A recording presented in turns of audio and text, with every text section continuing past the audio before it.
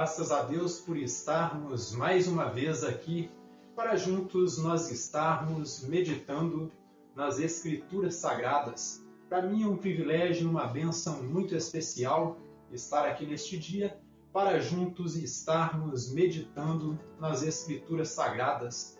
Desde já, eu agradeço a atenção de todos que estão aqui presentes, que todas as sextas-feiras e todos os domingos saem de suas casas e vêm aqui para meditar juntamente comigo nas Escrituras Sagradas. Eu agradeço pela audiência de cada um de vocês, eu agradeço aí pela atenção e peço que o Deus Eterno abençoe grandemente a cada um de vocês que estão aqui presentes e que vieram com esse objetivo de estar ouvindo a palavra de Deus sendo exposta com fidelidade. Então que Deus lhes abençoe. Muito obrigado por vossa amável atenção.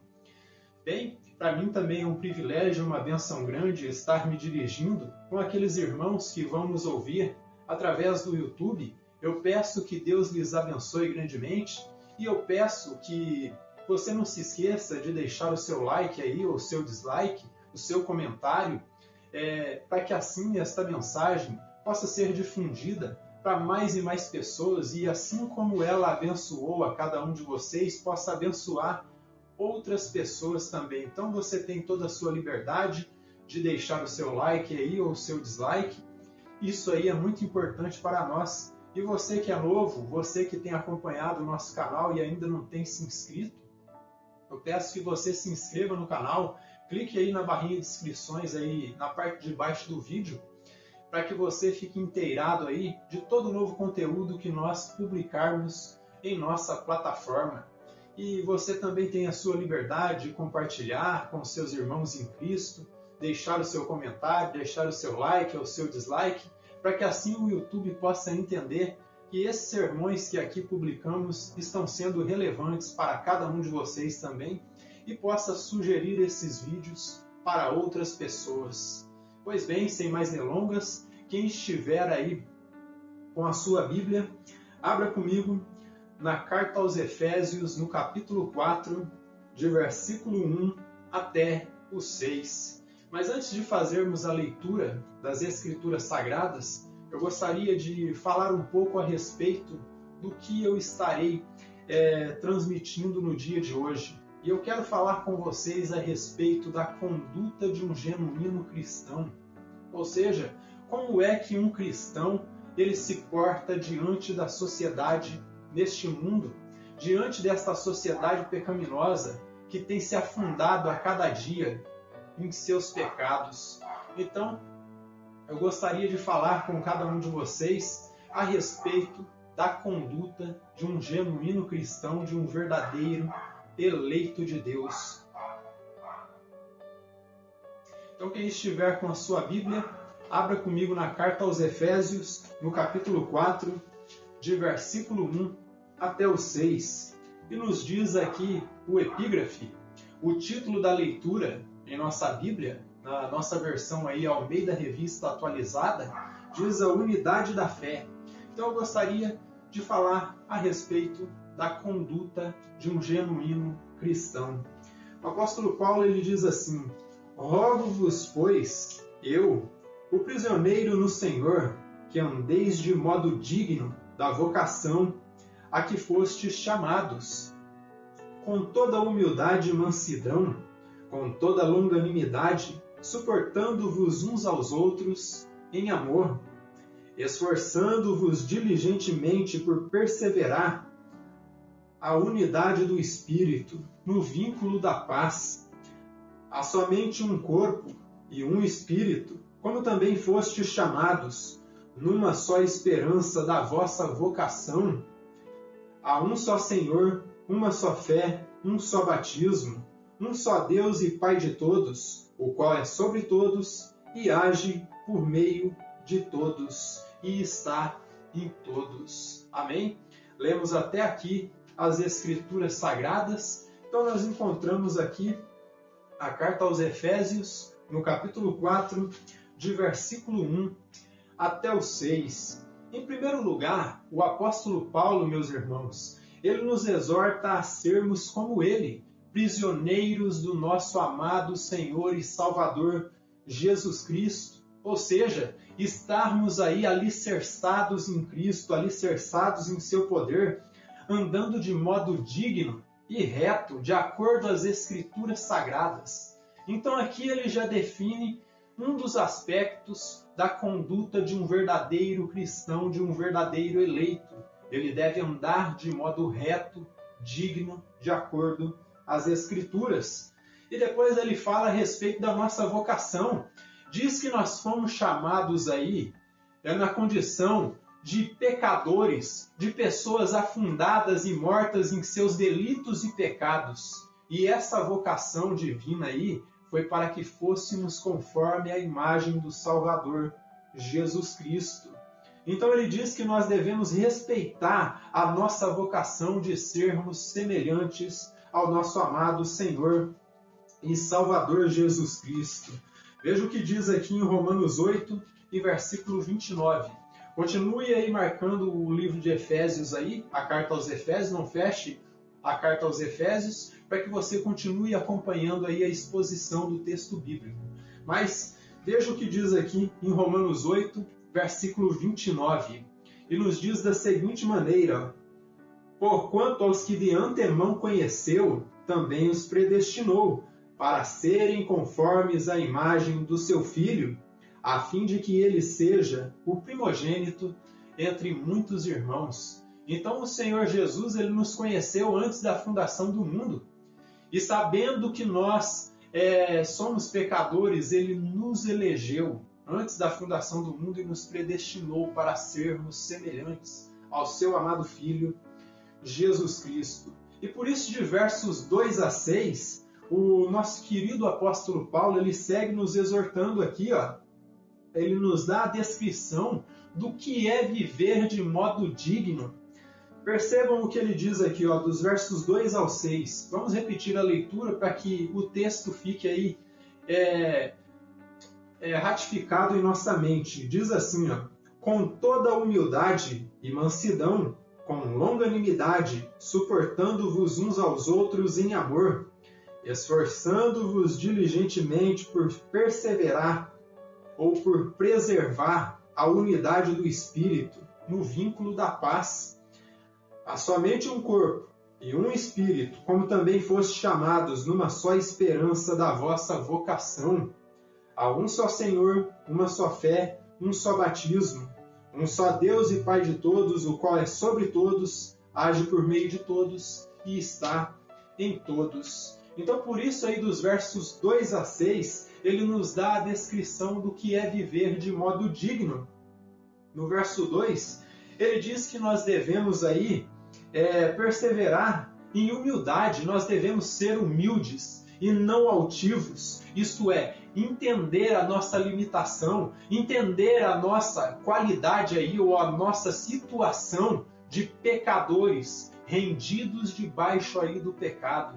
E desta forma entendermos que sozinhos nós não conseguimos vencer as astutas ciladas do inimigo. E desta forma ele diz primeiramente que nós devemos andar aí humildes, ou seja, não andar altivos. Viver de modo digno é viver entendendo a sua dificuldade, as suas mazelas, entendendo o quão fraco e pecador e debilitado por causa do pecado você se encontra. E desta forma você necessita de um Salvador, você necessita que esse Salvador esteja te orientando através de sua palavra. Só que ele fala aí de mansidão também, que nós devemos estar em paz com todos os irmãos. Então, nós devemos entender a nossa limitação, entender que somos pecadores que estão sendo santificados, ou seja, é esse ato aí que o Senhor ele aplica em nossas vidas aí, o fato de nós estarmos passando pelo processo que nos tira do mundo, que é a justificação, e depois a santificação, que é a outra etapa que tira o mundo de nós. Ou seja, justificados, nós somos tirados do mundo. E quando passamos pelo processo de santificação, o mundo é tirado de nós. Só que ele diz que nós devemos ser mansos, ou seja, não devemos ser cães raivosos, devemos estar em paz com todos os irmãos. E aqui eu quero levantar a bandeira. e podem me chamar de passapanista do que quer que seja, mas eu tenho que levantar a bandeira que calvinistas e arminianos têm que andar de mãos dadas. Calvinistas e arminianos têm que andar juntos como irmãos. Nós não devemos entender os arminianos como hereges por conta da sua interpretação bíblica. Ainda que em muitos aspectos eles falham em sua interpretação, eles não são hereges, eles não são malignos, eles são nossos irmãos e nós devemos respeitá-los também. E desde já eu já gostaria de dizer que quem quiser me chamar de passapanista pode chamar, mas eu tenho que levantar a bandeira do reino de Deus. E a bandeira do reino de Deus diz que eu tenho que ser manso e tenho que ser humilde. E desta forma, quando falamos de mansidão, nós não devemos ser como que cães raivosos.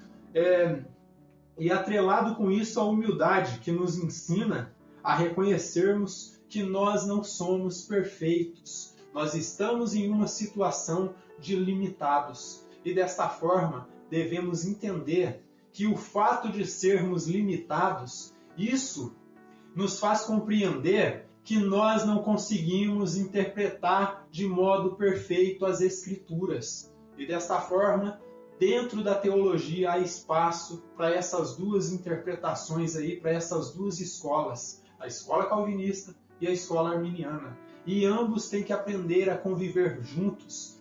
Não um tentar destruir o outro, não um tentar devorar o outro aí, como eu disse, como um cão raivoso, levantando a bandeira de uma guerra espiritual aí entre calvinistas e arminianos. Isso não existe, meus irmãos. Nós devemos estar em comunhão com todos. E isso implica aí a mansidão. Então, nós devemos entender que nós não somos perfeitos, mas ao contrário, nós somos cheios de defeitos. E por ser cheios de defeitos, nós temos que aprender a nos conformar com os defeitos do outro e respeitar da mesma forma que o outro tem que nos respeitar também. Então nós somos cheios de defeitos e nós devemos ser longânimos. E o que Paulo quer dizer com longanimidade? Isto é, suportando com firmeza todas as aflições desta vida. Nós devemos ser resilientes, devemos suportar toda a perseguição, devemos estar aptos aí para viver uma vida reta e justa diante de Deus. Então, suportando com firmeza as aflições e adversidades desta vida, sempre pensando no benefício do próximo, não sendo egoístas, pensando em nós mesmos. É por isso que eu prego, meus irmãos, porque eu penso mais no bem-estar das ovelhas do que no meu próprio bem-estar. Muitas vezes nós estamos aí afadigados, nós estamos cansados da labuta do dia a dia, mas mesmo assim nós sentamos e estudamos a palavra para poder trazer alimento sólido para cada um de vocês, porque nós nos preocupamos com o benefício das ovelhas de Cristo. Então, é por isso que eu prego, porque eu penso mais em vocês, eu penso mais nas ovelhas de Cristo do que em mim mesmo. E dessa forma eu posso estar cansado, posso estar afadigado das labutas da vida, eu sigo estudando as Escrituras para trazer alimento sólido para cada um de vocês. E por fim, dos versos de 3 a 6, nós já lemos aí, o apóstolo Paulo, ele fecha falando sobre a unidade da fé, da unidade que tem que haver na igreja do Senhor e Salvador Jesus Cristo. E por isso que eu estava falando que calvinistas e arminianos têm que andar de mãos dadas, têm que andar juntos, pregando o Evangelho de Cristo. Então ele fecha aqui falando sobre a unidade que tem que haver na igreja do Senhor e Salvador Jesus Cristo. E por isso, em nossa vida cristã, devemos entender que nós temos aí como meta, uma das principais metas, estudar as Escrituras Sagradas. No princípio eu falei aí de conduta moral, meus irmãos. Agora eu vou falar de conduta intelectual. E desta forma, você tem que estar educando a sua mente com a palavra de Deus para que você possa perseverar em conhecer a palavra de Deus. E por isso que em nossa vida cristã, nós temos como uma das principais metas estudar as Escrituras Sagradas, pois sem ela não há como nós entendermos a bendita vontade de Deus para cada um de nós. E a bendita vontade de Deus para nós é a nossa santificação. Como eu dizia, esse processo que tira o mundo de nós. Então, sem a palavra de Deus, jamais vamos conseguir compreender a vontade de Deus.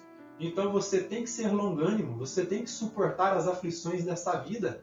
Você tem que ser humilde, você tem que entender a sua limitação, entender que você está numa condição de pecado. E depois você tem que ser manso também, andar em paz com todos, andar em amor, como o apóstolo Paulo está dizendo aqui.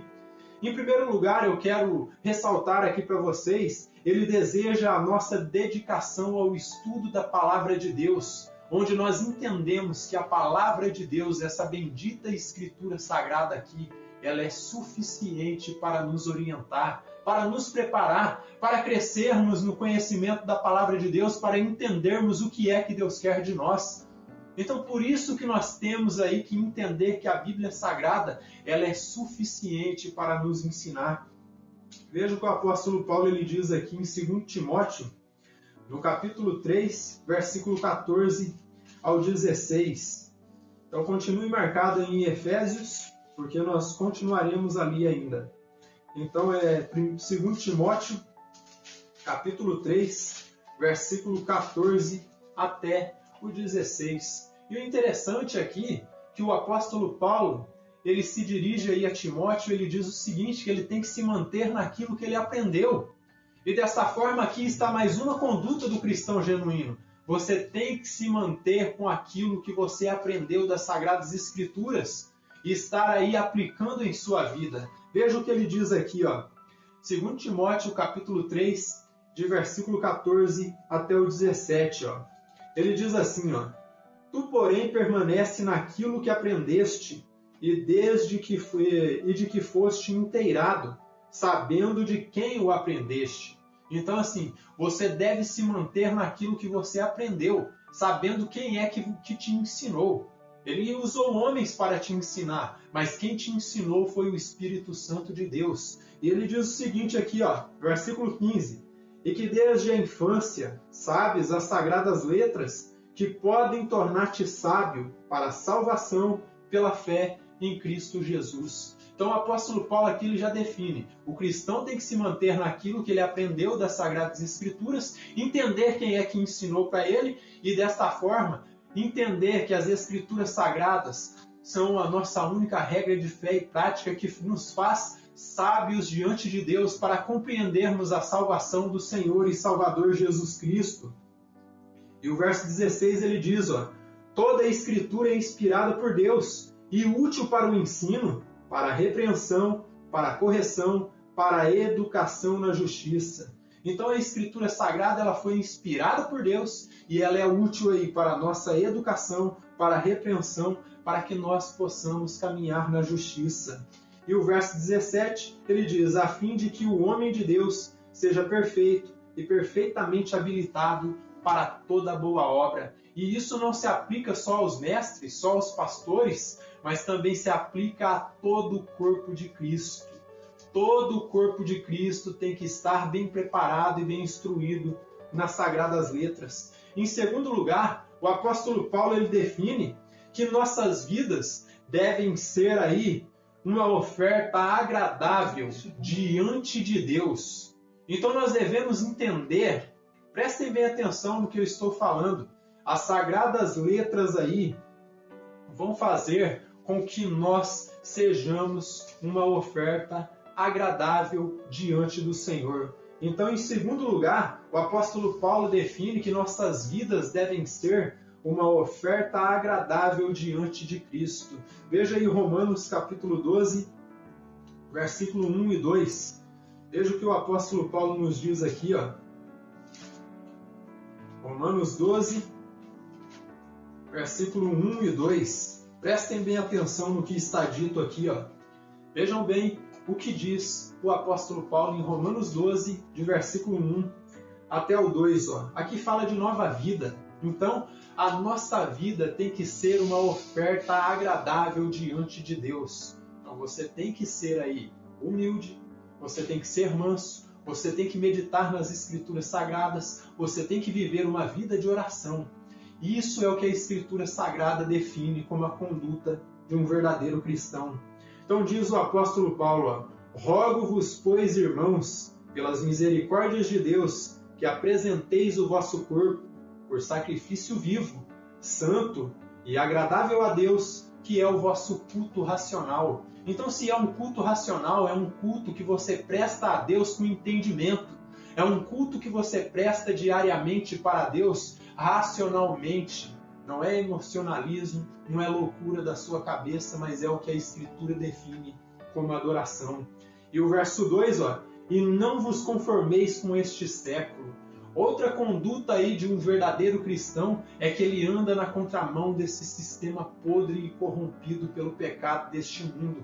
E dessa forma, você tem que estar conformado com a palavra de Deus e não com este presente século. Mas transformai-vos pela renovação da vossa mente, para que experimenteis qual seja a boa, agradável e perfeita vontade de Deus. Então nós só conseguiremos experimentar qual é a perfeita, agradável e genuína vontade de Deus através aí do estudo da palavra de Deus, da meditação, o fato de nós não nos conformarmos com este mundo, mas nos conformarmos com a palavra de Deus. Outra coisa que é definida pelo apóstolo Paulo, que nós devemos andar aí em novidade de vida, é o que ele diz aqui em Romanos 6, versículo 4. Veja o que ele diz aqui em Romanos 6, versículo 4. Ele diz assim, prestem bem atenção, fomos, pois, sepultados com ele na morte pelo batismo, para que como Cristo foi ressuscitado dentre os mortos, pela glória do Pai, assim também nós andemos em novidade de vida.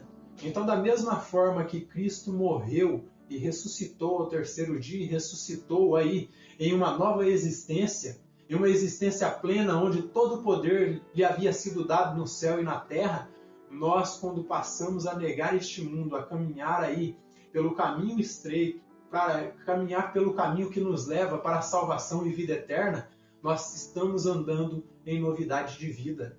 E isso é um outro aspecto aí da conduta de um verdadeiro cristão.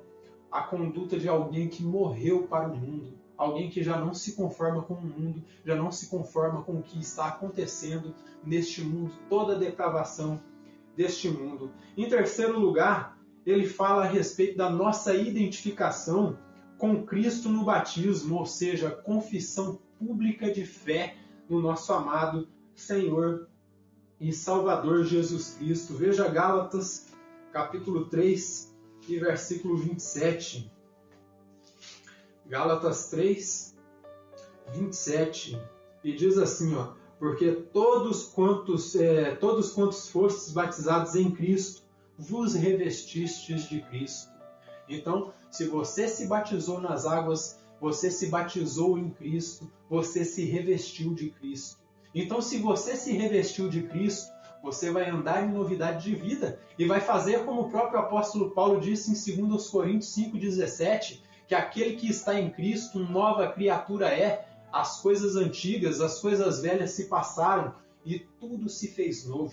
Você caminha diferente, de modo que o seu testemunho é diferente e quando as pessoas olham para você, eles te identificam como alguém que é diferenciado no meio da multidão, alguém que não se conforma com os padrões mundanos e pecaminosos deste mundo. E em quarto lugar, você tem que ter uma vida de comunidade. Você tem que estar em comunhão com os seus irmãos. Você tem que estar ligado a uma igreja aí quanto instituição. E desta forma, você tem que ter um lugar para congregar. Seja um lugar simples ou seja um lugar maior, mas tem que ter um lugar aí onde você é pastoreado, onde você é exortado, onde você é corrigido quando você peca e desta forma você é orientado pelo corpo de Cristo. Veja o que diz aí em Hebreus 10, de versículo 23 ao 25.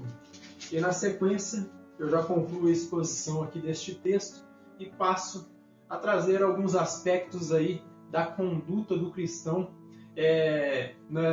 no aspecto do Paul Washer, do que ele vê como conduta de um cristão verdadeiro. Então aqui em Hebreus 10, versículo 23 até o 25, diz assim, prestem bem atenção no que diz aqui a carta aos Hebreus, no capítulo 10, versículo 23 ao 25. Guardemos firmes a confissão da esperança, sem vacilar, pois quem fez a promessa é fiel. Consideremo-nos também uns aos outros, para nos estimularmos ao amor e às boas obras. Então aqui o autor da carta aos Hebreus, ele define a importância de você estar em comunhão, de você estar aí fazendo parte de um corpo ali que está reunido e que é uma instituição nominalmente chamada aí de igreja.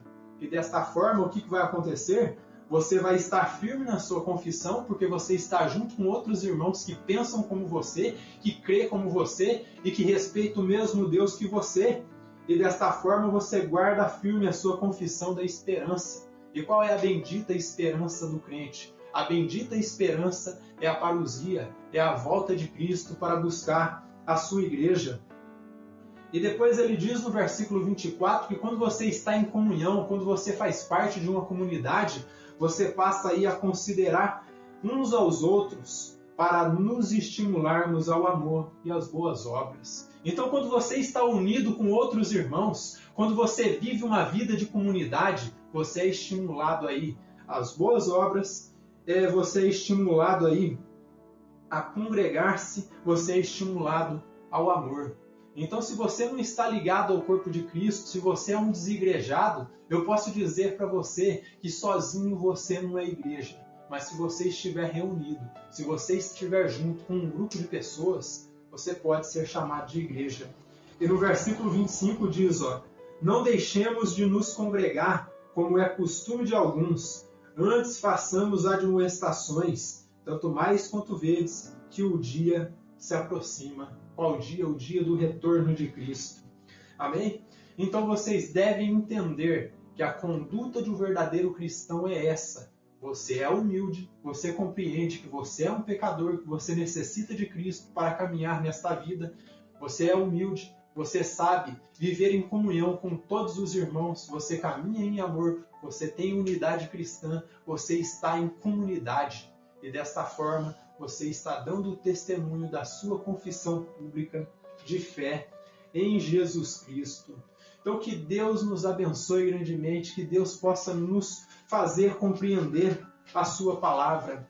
E neste livreto, que já tem um tempo que eu venho abordando aqui nesta congregação, que é o Evangelho de Jesus Cristo, por Paul Washer, ele traz aqui algumas colocações a respeito da conduta de um verdadeiro cristão. Eu queria que vocês prestassem atenção aqui, na página 28, e ele diz o seguinte, então, como nós devemos viver? Ele faz uma pergunta aqui, como que o cristão deve viver? Ele diz assim, a Bíblia nos chama a viver de uma maneira digna de nosso chamado. Efésios 4:1, que nós estivemos expondo aí, para crescermos em conformidade à imagem de Cristo, Romanos 8:29. Então nós honramos a nossa santa vocação quando nós caminhamos em conformidade com a imagem de Cristo. E para caminharmos nas boas obras que Deus preparou para realizarmos. Efésios 2:10. Em resposta às misericórdias de Deus, devemos apresentar nossas vidas a Deus como sacrifícios vivos, santos e agradáveis para Ele. Romanos 12, versículo 1 e 2. E ele diz o seguinte, as seguintes diretrizes e práticas são extraídas da Bíblia, a fim de nos ajudar nessa jornada magnífica. Eu falei de algumas diretrizes aqui, só que ele vai se aprofundar aqui um pouco mais. Ele fala a respeito do estudo da Bíblia. Vejam bem o que ele diz aqui. Devemos crescer em nosso conhecimento de Deus, em nosso conhecimento de tudo o que Ele fez por nós em Cristo Jesus. Então, a única forma, meus irmãos, de nós nos aprofundarmos no conhecimento de Deus e de tudo que Ele fez por nós através de Cristo é estudando a Palavra de Deus, nos debruçando aqui, na Palavra de Deus. Não é estudando muitos livros, mas é estudando este livro aqui com auxílios de outros livros aí que são preparados para que nós compreendamos a palavra de Deus, mas tudo com base nas Escrituras Sagradas. Então, devemos ser fortalecidos em nossa fé, encorajados em nossa obediência, conformados à imagem de Deus. E isso somente pode ser realizado através da leitura, estudo, memorização e obediência da palavra de Deus. Então, o que eu quero dizer para vocês, meus irmãos, o quão é importante você ler a palavra de Deus, mas não só ler a palavra de Deus, estudar a palavra de Deus.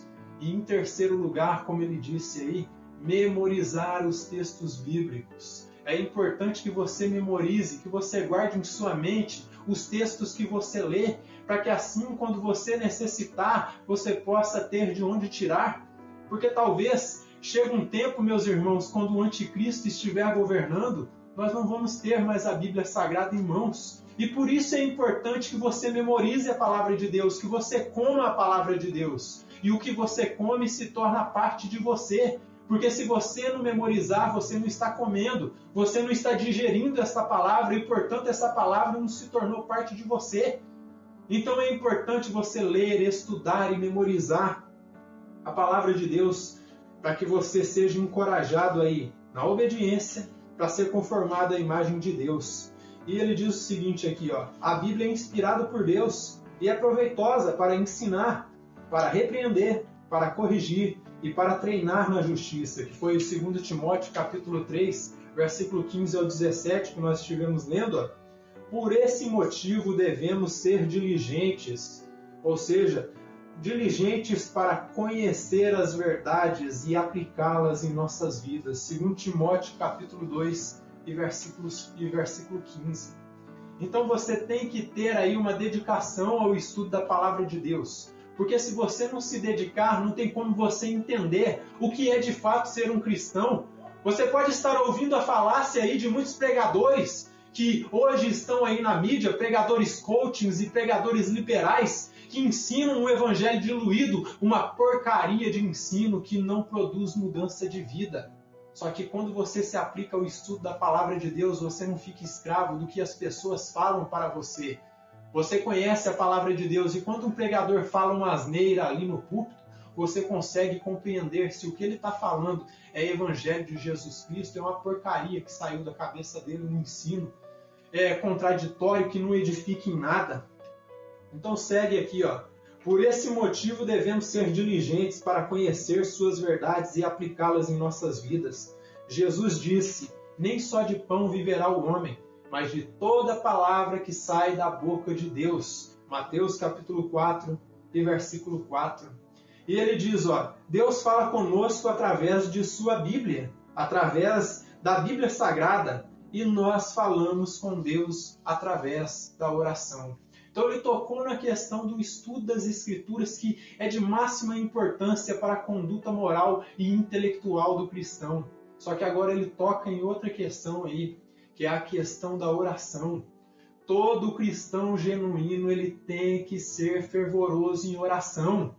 Diariamente ele tem que orar. Não importa quanto tempo ora, mas tem que orar, tem que se ajoelhar, tem que falar com Deus. Porque como foi dito aqui, Deus fala conosco através da sua palavra. E nós falamos com Deus através da oração. Nada podemos fazer por nós mesmos. Foi o que Jesus disse lá em João 15, de versículo 4 ao 5. Ele diz, sem mim nada podeis fazer, porque ele é a videira e nós somos as varas. E o galho tem que estar ligado aí à videira, porque se ele não estiver ligado à videira, ele vai morrer. E dessa forma, se você não estiver ligado ao corpo de Cristo, pode saber com certeza que você vai morrer espiritualmente. Mas podemos nos tornar frutíferos ao depender do poder de Cristo e ao tornar nossas necessidades conhecidas a Ele em oração. Foi o que Jesus ensinou em João 15, de versículo 7 ao 8. A Bíblia é abundante em ensinamentos sobre a necessidade da oração, os benefícios da oração e as promessas de bênção a todos os que oram. Abra comigo em Mateus 7, de versículo 7 ao 11. É um texto claro a respeito de oração, que fala que quem pede recebe, quem bate se abre. Veja o que Jesus diz aqui, ó, Mateus capítulo 7, versículo 7 até o 11, e nos diz da seguinte maneira. Percebam o que Jesus diz aqui. Jesus está nos ensinando a orar. Ele está ensinando nós a abrirmos o nosso coração para estarmos em devoção diante de Deus. Ó. Pedi e dar-se-vos-á, buscai e achareis, batei e abrir-se-vos-á. Pois todo o que pede recebe, o que busca encontra, e a quem bate abrir-se-lhe-á. Ou qual dentre vós é o homem que, se porventura o filho lhe pedir um pão, lhe dará uma pedra?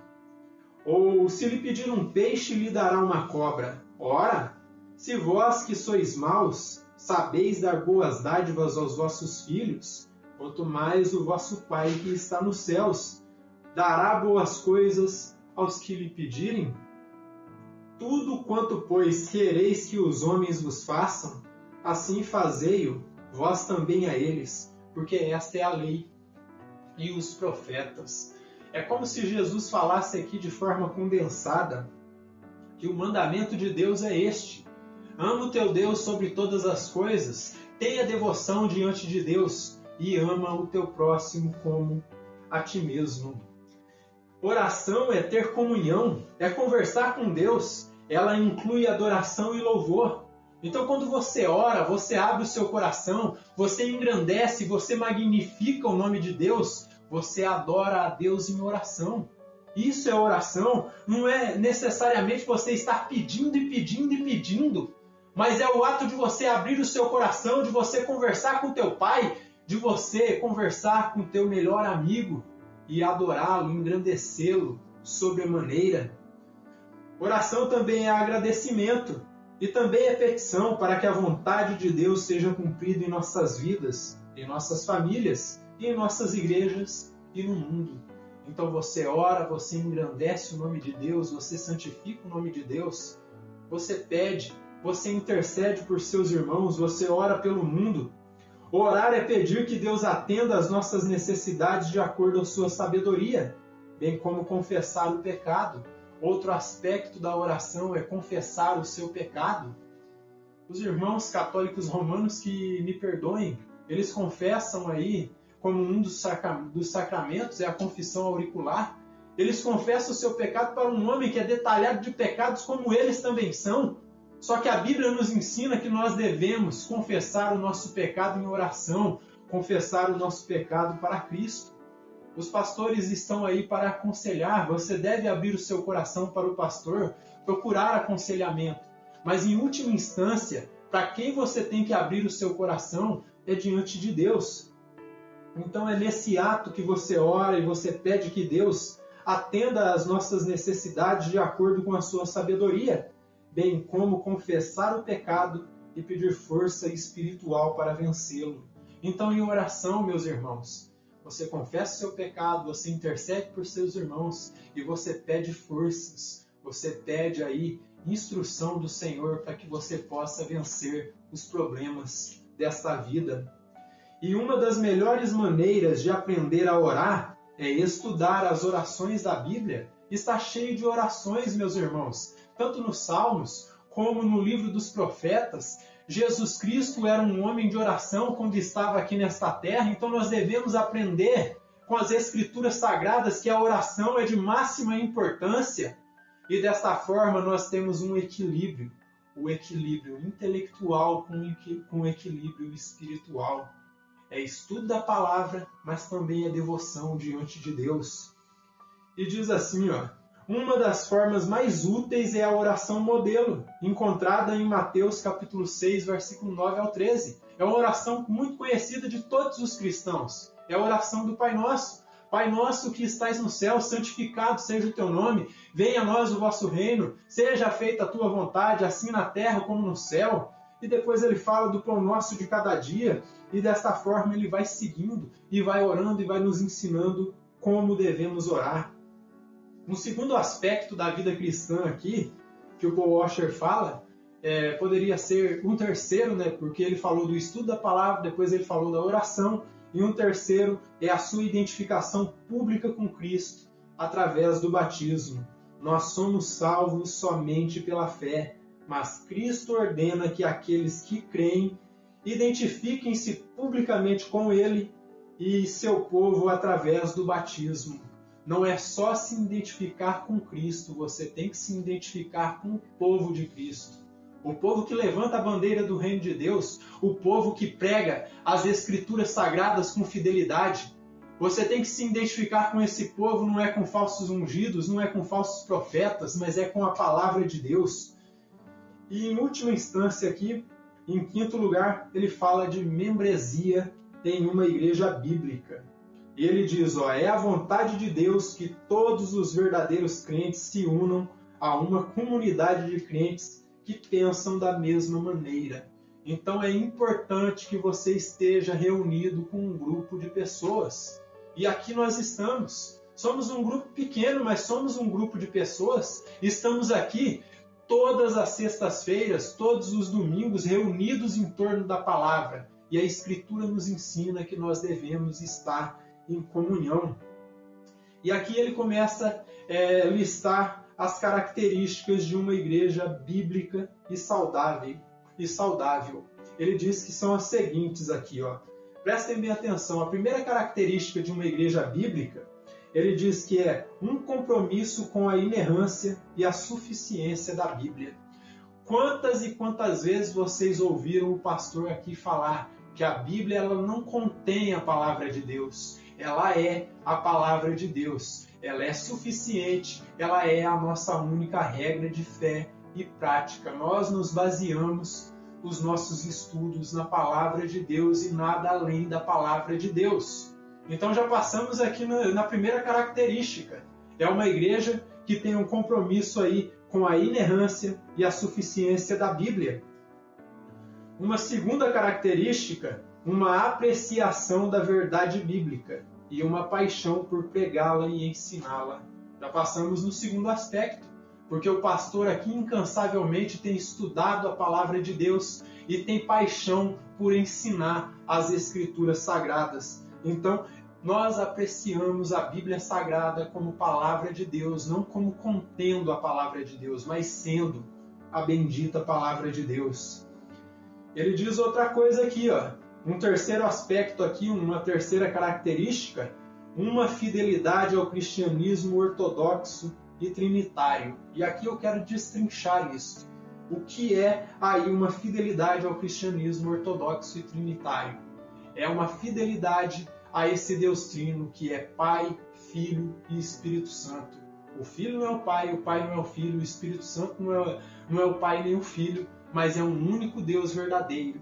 O pastor que prega ao contrário a isso aqui, ele está pregando o contrário à palavra de Deus. Porque Deus, de fato, ele é uno e trino. Ele é um único Deus, só que se manifesta ele se revela através de três pessoas distintas. Quarta descrição ou característica aqui de uma igreja bíblica, uma visão elevada de Deus e um reconhecimento da pecaminosidade e da necessidade de salvação do homem. Então, isso aqui ele está falando muito a respeito da pregação. Pregações que são aí antropocêntricas, que falam de prosperidade, de exaltação do homem, tudo isso é diabólico. A pregação que tem que ser feita dentro das congregações é uma pregação bíblica. A exposição do texto e a aplicação do texto e nada além disso. Passou disso aí é de procedência maligna. E ele diz outra coisa, e um reconhecimento da pecaminosidade e da necessidade de salvação do homem. Então a igreja tem que entender que o homem é pecador, que ele está numa condição de morto em seus delitos e pecados e que ele necessita de salvação. Hoje eu tenho visto igrejas liberais, igrejas que se baseiam em ensinamentos coachings aí, que não falam mais nem de pecado e nem do inferno, porque eles acham que o pecador é um coitadinho. E eu vou falar para vocês, o pecador é pecador, ele não é um coitadinho, eu não sou um coitadinho, todos nós aí somos depravados e necessitamos do ensinamento da palavra de Deus. Não existe nenhum coitadinho. E desta forma a palavra de Deus tem que ser ensinada e deve ser aplicada. Nós devemos entender quem nós somos. O nosso coração, ele está corrompido por causa do pecado e necessita da orientação do Espírito Santo. E quantas vezes eu tiver que falar que eu sou pecador e quem me escuta são pecadores também, eu estarei falando. Eu não estarei adocicando a palavra de Deus. Eu não estarei diluindo o ensinamento, não estarei diluindo o evangelho, mas estarei ensinando o que diz as Escrituras.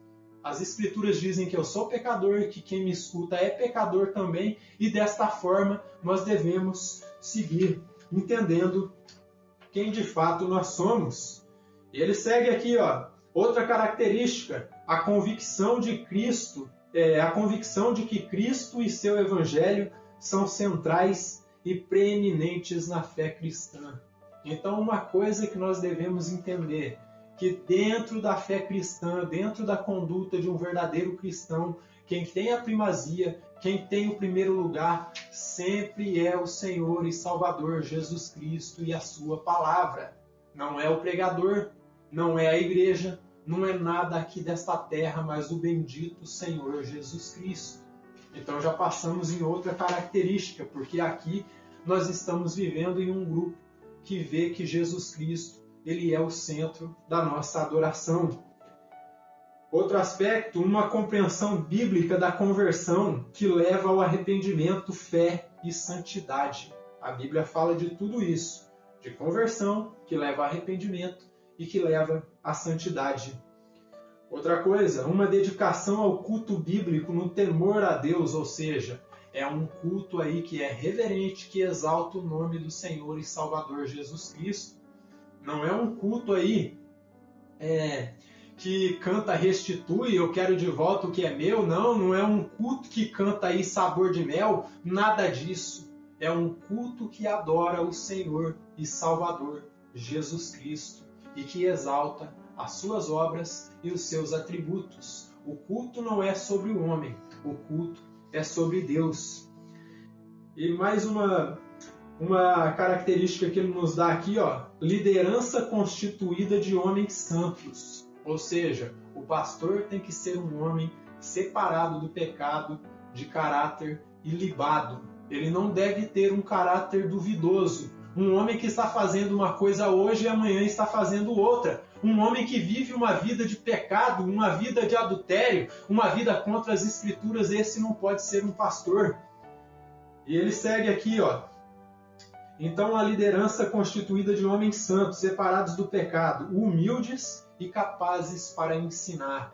Não deve ser um neófito, não deve ser um neófito, não deve ser um novo convertido, mas alguém que maneja bem a palavra de Deus, que conhece as Escrituras. Então, ele deve ser humilde e capaz de ensinar, que dão suas vidas pelos crentes sob seu cuidado e exercem a disciplina pastoral sobre eles.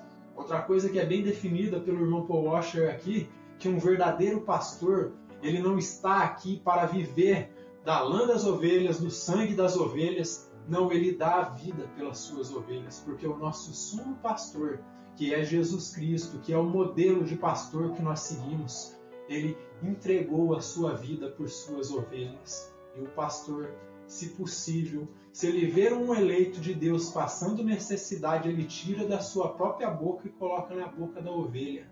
Isso é a atitude de um verdadeiro pastor. E ele segue aqui, e ele disciplina também. Quando ele vê uma pessoa, uma ovelha de sua congregação, caminhando por caminhos tortuosos, ele vai dar uma lapadinha ali com o cajado e vai dizer, vem por aqui.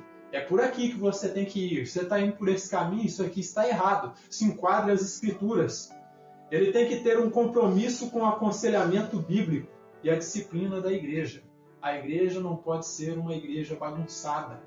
Tem que ter disciplina, tem que ter reverência na hora do culto. E a igreja tem de respeitar o pastor. E diz outra coisa aqui, uma busca genuína por semelhança com Cristo. Então tem que ser uma igreja que preza todos esses aspectos aí, todas essas características que nós falamos. Mas de suma importância que a igreja procure se parecer com seu noivo, com Cristo. Santidade e amor, com um reconhecimento de suas próprias deficiências e uma recusa em se exaltar sobre outras igrejas sãs e fiéis. Então, tem que se parecer com Cristo. E essa igreja verdadeira, essa igreja bíblica, ela não fica se colocando como a única igreja verdadeira e falando que todas as outras igrejas estão erradas. Falando que quem não está no seu corpo ali está todo perdido. Não. Ele ama todas as outras igrejas. Essa igreja, ela ama todo o corpo de Cristo. Porque eu quero dizer para vocês que o corpo de Cristo não está limitado a uma localidade geográfica. O corpo de Cristo vai muito além do que denominações. O corpo de Cristo é formado por crentes que congregam em todas as denominações. Não é só no Ministério Tempo para Ver, não é só no Ministério Assembleia de Deus, não é só na Igreja Presbiteriana do Brasil ou na Igreja Batista Reformada, não. É em todas as igrejas que professam o nome do Senhor e Salvador Jesus Cristo. E desta forma, o corpo de Cristo é muito maior do que uma igreja local. E diz aqui, um verdadeiro exemplo de compromisso com o evangelismo e missões. Então observe, a igreja que você congrega tem compromisso em anunciar a palavra? O pastor ele prega o evangelho dentro da igreja e fora da igreja? O pastor, se é uma igreja grande, aí é preocupado com missões? Ele mantém missionários fora do Brasil e dentro do Brasil? Ele está compromissado com isso? Ou está gastando dinheiro que é santo, que é ofertado, que é dizimado pelos crentes aleatoriamente com coisas fúteis? Ele está se preparando, ele está estudando a palavra, o salário que ele recebe ajuda na sua preparação, ajuda nas suas ofertas também. O salário que ele recebe ajuda irmãos que estão necessitados. E outra coisa, uma dependência de Deus manifestada em reuniões fervorosas e regulares de oração. E aqui ele termina falando a respeito de reuniões de oração. É muito importante que os crentes estejam reunidos em oração juntos. Então entenda, se você não se enquadra nessa conduta de um verdadeiro cristão, você ainda não se converteu. Mas se você vive numa igreja bíblica, como apontado aí, que preza pelo ensino das Escrituras, que tem uma liderança aí preparada, que é um pastor que entende as Escrituras, sabe como pregar, maneja bem as Escrituras, saiba que você está muito bem. Mas se você estiver numa igreja aí neopentecostal, que prega teologia da prosperidade, teologia coaching, teologia liberal, saiba que você está num antro de perdição. Você está caminhando um caminho que vai te levar para o inferno. E a palavra que eu digo para você que frequenta igrejas neopentecostais é a mesma que está dentro do livro do Apocalipse. Sai dela, povo meu. É Babilônia. É um lugar que está te encaminhando não para Jesus Cristo, mas direto para o lago de fogo que arde com fogo e enxofre. Agora, se você já caminha com Cristo, se você já está caminhando em uma igreja bíblica, que Deus te abençoe e que você possa frutificar. Amém? Que o Deus eterno nos abençoe grandemente.